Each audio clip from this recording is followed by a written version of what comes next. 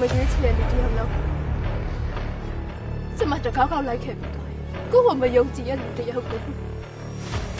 ဘောကအလုံးယုံကြည်သွားဖို့ဆိုတော့မဖြစ်နိုင်တော့ ရန်ကွာဟာမှုမရှိအောင်လို့စူးစမ်းပြီးတော့ရိုက်ကူးနေပါတယ်အခုဆိုလို့ရှိရင်လည်း series တစ်ခုလွှင့်နေရပေါ့နော်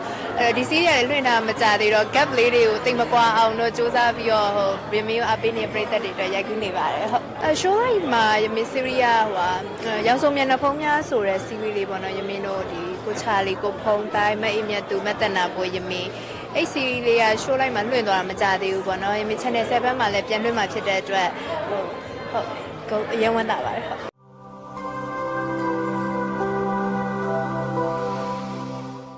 show like a series တွေရော free content လေးတွေရောအကုန် channel 7မှာပြန်လွှင့်တော့မယ်နော်ပေါ့နော် channel 7က content လေးလည်း show like app မှာလွှင့်မယ်ဆိုတော့ဟို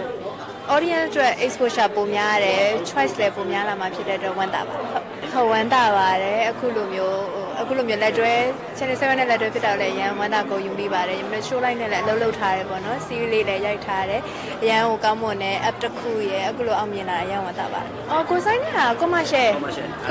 တင်နေcommercial ရမင်းတို့ Golden Valley commercial ပေါ့နော်ကိုဆိုင်ရယ်ရမင်းတို့ actress ၄ယောက်ရယ်ပေါ့နော်ရမင်းတို့ James Bond ဘယ်လို elevation မျိုးလေးနဲ့ရိုက်ထားပေါ့နော်